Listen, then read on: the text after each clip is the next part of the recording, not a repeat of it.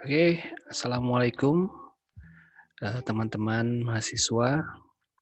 Kali ini pada kuliah minggu ketiga kita akan coba masuk dalam eh, dunia periklanan, ya karena pekerjaan dari account handling ini sebagian besar itu masuk pada dunia periklanan. Meskipun tidak semua periklanan, ada juga di perusahaan-perusahaan lain si account handling ini bisa muncul. Oke, untuk pertama saya akan mengenalkan yang namanya perusahaan periklanan. Apa aja sih perusahaan periklanan itu, atau dia seperti apa perusahaan periklanan? Mungkin teman-teman banyak yang sudah tahu, atau yang kalau belum tahu saya akan jelaskan kira-kira gambaran umumnya seperti apa. Berdasarkan pengalaman saya yang sekian tahun menjadi praktisi di dunia periklanan, sepertinya sih proses atau mekanisme kerjanya tidak ada yang berubah, kecuali perusahaan periklanan yang sudah mulai digital agency, ya, digital advertising agency. Itu udah sekarang mengarah ke sana. Oke, ini nggak apa-apa ya dalam bentuk tulisan bahasa Inggris, nanti saya coba terjemahkan, sekalian Anda juga coba bantu sekaligus untuk memperlancar bahasa Inggris Anda ya. Oke, ini adalah advertising agency. Nah, ini yang utamanya atau yang intinya adalah si agency advertising ini adalah menjadi konsultan marketing communication-nya atau konsultan marketing komunikasi dari klien gitu. Jadi kalau misalnya perusahaan Anda butuh saran atau butuh profesional dalam mengkomunikasikan pemasaran Anda, maka kalau misalnya tidak ada SDM yang bisa menjadi marketing komunikasi, maka mereka memberikannya kepada pihak lain, pihak luar, yaitu advertising agency. Nah, jadi dia menjadi marketing komunikasi konsultan, konsultan marketing komunikasi. Lalu tugas-tugasnya apa sih? Dia seorang marketing komunikasi konsultan. Nah, ini bagian dari melekat dari si account handling atau account eksekutif, ya. Ini it must understand the client marketing problems.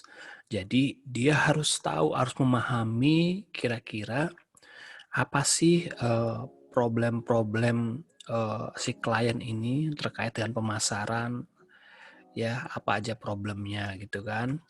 Problem itu bisa diterjemahkan dalam bentuk misalnya dia adalah perusahaan baru misalnya. Perusahaan baru misalnya mau memasarkan hijab. Problemnya apa? Hijab sudah banyak dijual. Kemudian pesaingnya banyak. Lalu kemudian bagaimana si klien ini meminta pendapat atau minta saran dari kita sebagai marketing komunikasi konsultan untuk diberikan solusi. Solusinya seperti apa gitu kan, supaya bisa menyelesaikan problem-problemnya. Nah, jadi si account handling inilah yang nanti akan menampung masalah-masalahnya yang nanti akan didiskusikan oleh tim kreatif yang ada di agency. Nah, harus dipahami dulu nih permasalahan-permasalahannya dulu, dicatat dulu permasalahannya. Misalnya apa sih permasalahannya? Hijab misalnya, apakah hijabnya harganya berapa? Kemudian mau dipasarkan di mana misalnya? Lalu kemudian apakah pesaing-pesaingnya siapa aja? Jadi kita bisa mempelajari pesaing itu apa aja. Lalu mau dipasarkan di mana? Medianya apa gitu kan? Sudah berapa lama gitu kan?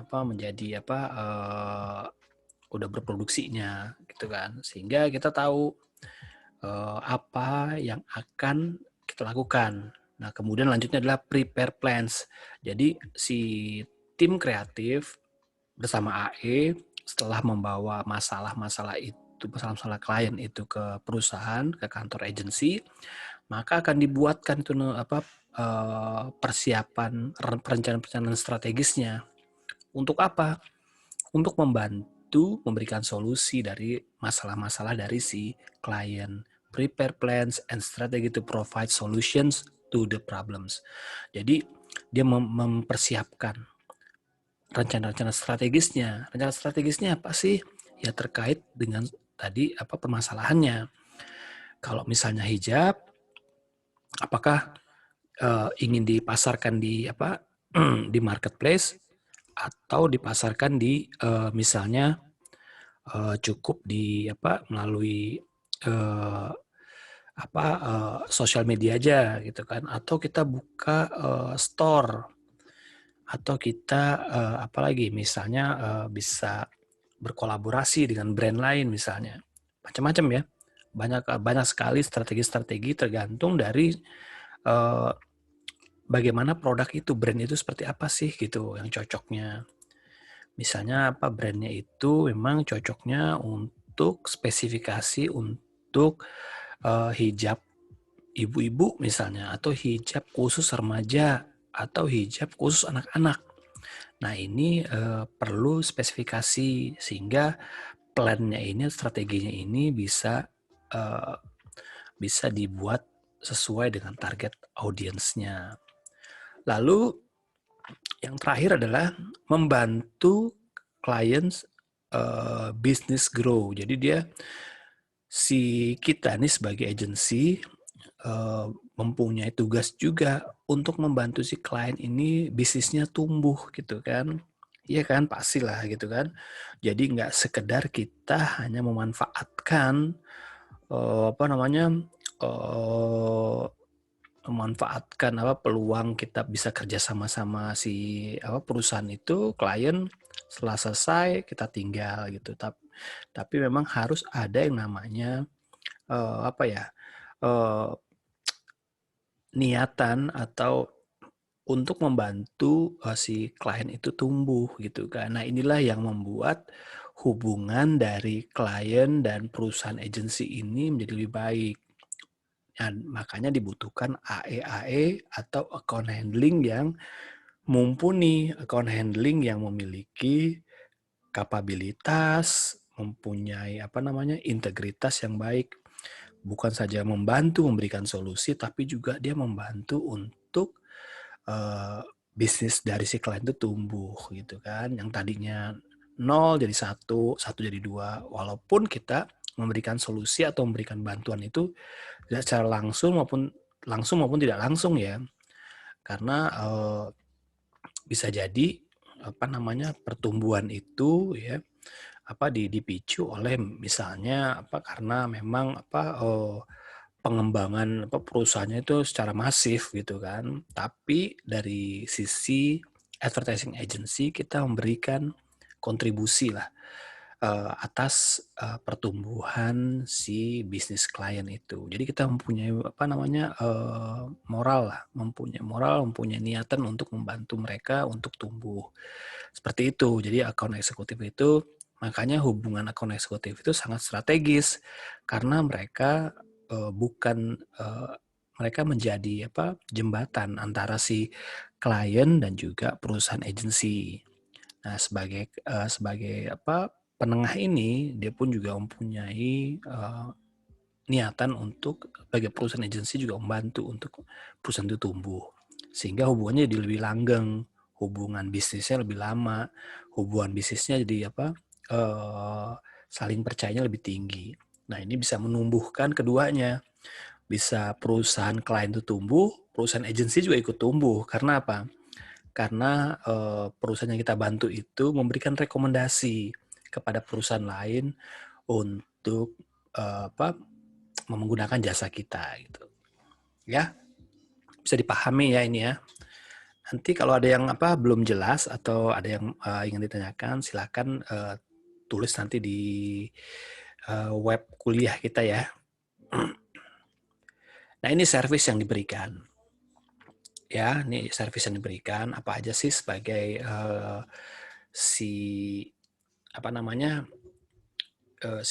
perusahaan advertising. Nah ini apa namanya kita lihat servisnya adalah ya ini the agency client work relation in best view at a partnership. Jadi gitu ya. Jadi yang tadi saya katakan bahwa jadi servisnya itu harus berdasarkan partnership gitu kan. Partnership apa namanya mitra gitu kan. Jadi enggak sebagai antara si pemberi pekerjaan sama penerima pekerjaan. Jadi lebih kepada partnership, sama-sama memberikan service, sama-sama memberikan keuntungan. Jadi seperti itu. Nah, tadi saya katakan bahwa as the client business grow, the agency business also grows. Jadi sama-sama tumbuh dia.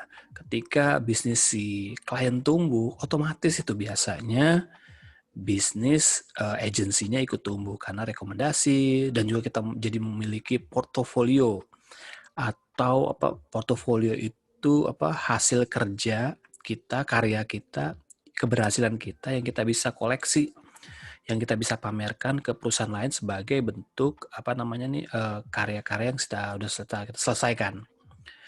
Lalu ensure a good partnership in the in the agency. Nah, memastikan bahwa partnership ini mempunyai hubungan yang bagus gitu kan. Punya hubungan bagus tuh dalam bentuk apa? Menyediakan excellent service yang excellent, yang terbaik lah gitu kan. Lalu memberikan plan yang sangat efektif, strategi yang baik, plan yang efektif, dan juga memberikan exceptional kreatif. Jadi memberikan strategi-strategi kreatif yang masuk akal, yang bisa diterima gitu loh. Jadi inilah kunci dari bagaimana kelanggengan partnership dari antara klien dan juga agency, ya, menyiapkan, memberikan excellence service, efektif plan, strategi, dan juga pemikiran kreatif yang dapat dijalankan, dapat diterima. Ya, ini bagian dari servisnya. Terkait servis ini memang nanti akan account eksekutif atau account handling ini yang berperan di situ. Nah, ini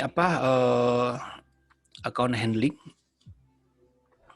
Ya, kita lihat account handling ini tugasnya apa? Responsible for all client contact to establish two abroad requirements.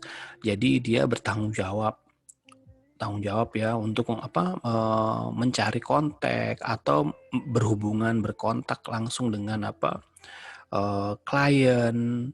Dia menjalin hubungan dengan klien dan juga dia si account handling ini bisa menerima atau bisa menerjemahkan apa sih yang dibutuhkan atau apa sih yang diperlukan, dibutuhkan dan diinginkan oleh klien. Ya, nanti antara kebutuhan dan keinginan nanti ada ininya, ada pemisahnya, ada pembedanya. Ya, itu dia responsible for client contact. Jadi dia bertanggung jawab untuk kontak ke klien dan juga bisa menampung atau bisa menerjemahkan apa sih yang dibutuhkan atau yang diinginkan oleh klien. Ensure, memastikan. Jadi memastikan lagi ya. Jadi si account handling ini memastikan bahwa tim di internal departemen itu, timnya kan banyak tadi ya. Ada tim kreatif, production, copywriting, dan macam-macam. Various internal department are brief. Jadi dipastikan bahwa setiap departemen di internal itu sudah mengetahui briefnya atau sudah mengetahui namanya gambaran dasar dari apa yang diinginkan atau yang dibutuhkan oleh si klien. Jadi nanti si account handling ini tugasnya membuat yang namanya creative brief. Apa itu creative brief? Nanti saya jelaskan. Jadi membuat brief ini untuk memastikan bahwa creative brief itu jadi panduan kreatif untuk setiap departemen.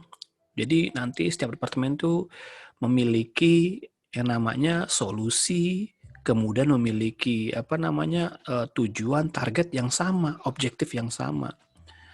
Jadi nggak berbeda-beda.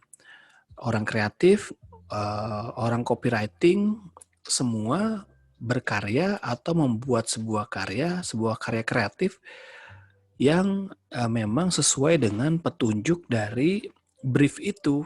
Jadi nggak bikin sendiri-sendiri atau mengarang sendiri-sendiri gitu kan. Ada petunjuknya, ada arahnya, sehingga objektifnya nanti tercapai. Berikutnya adalah bertanggung jawab, responsible for initiating. Jadi dia bertanggung jawab untuk memiliki inisiatif. Jadi menginisiatif, menugaskan agensi gitu kan. Jadi dia bertanggung jawab juga untuk berinisiasi untuk memberikan project-project ini, misalnya untuk deadline, kemudian dia membuat outlining tadi itu brief ya, budget dan lain-lain. Jadi sesuai dengan strategi yang diinginkan oleh klien. Jadi bertanggung jawab juga untuk membuat tugas-tugas inisiatif kepada agensi gitu kan, di agensi itu untuk memprovide, jadi membuat deadline-nya, timeline. Nanti ada timeline-nya tuh. Kapan mulai project, kapan mulai bikin draft, kemudian bikin dummy, kemudian presentasi lagi ke klien, tanggal berapa, deadline-nya kapan gitu kan. Jadi dia dibuat timeline-nya. Jadi setiap tim yang ada di agency itu mengacu pada deadline atau timeline yang dibuat oleh si account handling ini. Berikut budgetnya. Karena si account handling ini atau AE inilah yang nanti akan melakukan negosiasi dengan si klien tentang budget yang diperlukan atau disesuaikan dengan keinginan atau strategi yang dibutuhkan. Ya, misalnya budgetnya 1M misalnya. Kalau 1M itu dapat apa aja sih gitu kan. Lalu dapat apa aja dan targetnya apa dan bisa seperti apa gitu kan hasilnya gitu kan. Apakah 1M itu cocok gitu kan? Apakah semua lewat media TV atau lewat dibagi-bagi medianya? Itu tergantung nanti kebutuhan itu dari klien. Klien itu maunya seperti apa, sehingga si A ini tinggal menyiapkan strategi yang cocok sesuai dengan keinginan klien. Ya, level di agency ini ada account director. Ini untuk level di account department. Ada account director, account planner, account manager, dan account eksekutif. Ya, ini jadi nanti Anda menjadi bagian dari account department. Ya, jabatan tingginya bisa menjadi account director. Nah, ini proses kerjanya di advertising, ya, proses kerjanya. Jadi Anda bisa lihat di sini proses kerjanya, ya. AE itu account eksekutif ya, atau account handling Anda ya. Menerima tugas, kemudian membuat iklan singkat dari klien, tugas atau iklan ya, singkat dari klien, balasan berisi berbagai informasi tentang produk dan pasar. Jadi AE ini nanti setelah diskusi menerima itu apa aja sih brief yang yang dari si klien itu untuk didiskusikan ke tim kreatif gitu kan. Udah ada gambarannya nih, AE menerima tugas, dapat gambaran tentang informasi berbagai produknya, pasarnya seperti apa gitu kan, audiensnya gimana. Lalu membuat persetujuan, ini dibawa ke internal ya, ke tim kreatif, memberikan kesepakatan untuk direktur kreatif. Jadi ada kreatif director ini berdiskusi dengan AE, dengan account handling atau account eksekutif, menentukan deadline. Kira-kira deadline untuk membuat sebuah iklan semacam ini atau strategi seperti ini berapa lama sih gitu kan, sehingga batas waktu ini bisa diinformasikan ke klien sesuai dengan keinginan klien ya. Bisa aja klien maunya cepat gitu kan, atau mungkin klien menyerahkan semuanya kepada agensi. Lalu AE bertanggung jawab nomor 3 ya. AE bertanggung jawab memulai menyiapkan brief lengkap ya, singkat dengan sebagai panduan atau informasi penting untuk tim kreatif ya. Tadi yang saya katakan bahwa nanti brief itulah yang menjadi panduan. Jadi ada formnya, ada form panduan untuk masing-masing tim bekerja. Nanti di situ ada bagian-bagian tertentu tuh disebutkan. Ya walaupun isinya nanti ada target pasar, audiens, media yang digunakan, dan lain-lain. Sehingga masing-masing tim bisa mengambil porsinya masing-masing untuk bekerja.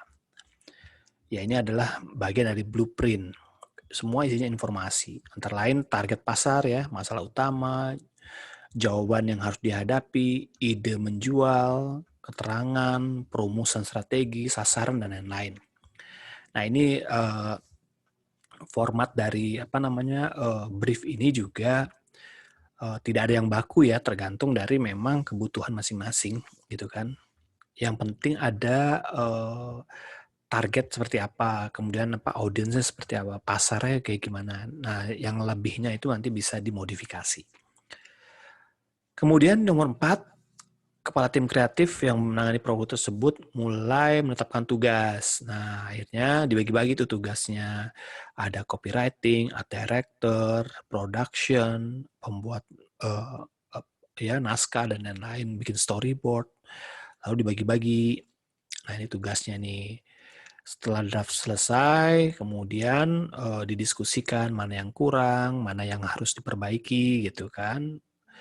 Lalu nanti dijadikan diskusi lagi. Jika sudah selesai, maka di nomor 6 itu diberikan lagi ke klien kan. Klien dipresentasikan apakah ini adalah strategi yang akan kita jalankan. Apakah klien setuju gitu kan. Kita diskusi, kita presentasi, misalnya klien setuju langsung jalan. Kalau enggak, biasanya kita merubah strategi sesuai dengan rekomendasi dari klien atau kita berikan pilihan-pilihan gitu kan. Ketika udah disepakati barulah semua dikerjakan secara matang dan menjadi strategi akhir lah. Jadi kita presentasi akhir, kalau udah oke, baru jalan produksi. Ya, jadi tugasnya seperti itu. Makanya nggak heran waktu saya dulu bekerja di advertising, ya saya kan mulai dari awal tuh di advertising, mulai dari desain grafis, jadi art director, sampai creative director. Nah, pekerjaan itu di advertising itu memang baru mulai benar-benar kerja itu biasanya, itu baru di atas jam 5 atau jam 6 biasanya. Karena apa? Karena menunggu si AE itu, si account handling itu balik dari tempat klien gitu. Tapi kalau misalnya ketemu kliennya pagi, terus dia balik siang lebih enak. Tapi biasanya diskusi dengan klien itu sampai sore gitu kan. Dan kita di dalam di agency itu biasanya selain mengerjakan pekerjaan yang masih tersisa ya kita menunggu si AE itu, menunggu tim dari account handling ini balik ke kantor. Ketika balik biasanya jam 6 atau jam 7 gitu ya. Lanjut itu urutan-urutannya sampai ke nomor 2, 3, 4 terus begitu kan. Akhirnya makanya orang-orang kreatif, orang-orang advertising itu pulangnya banyak yang pulang sampai larut malam gitu kan, bahkan sampai pagi gitu kan, dini hari. Nah itu udah saya jalankan hampir kurang lebih 3 tahunan gitu kan. Nah itulah yang tantangannya seperti itu gitu kan. Kita berangkat agak siang memang, tapi pulangnya tuh udah sepi banget, udah larut banget gitu kan, sampai kita nggak tahu keadaan di luar seperti apa gitu kan. Ya itulah pengalaman ya.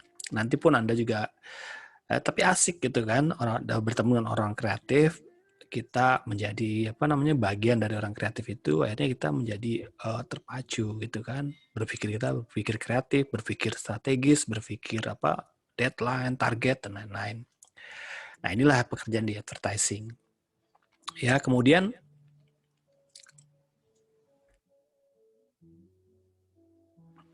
oke.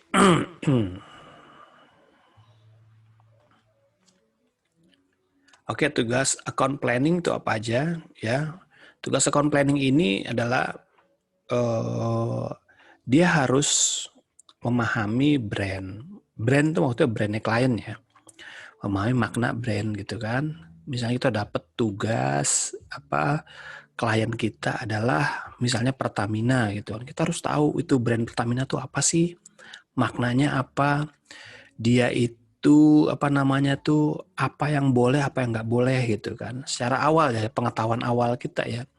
Ini perusahaan pemerintah gitu kan.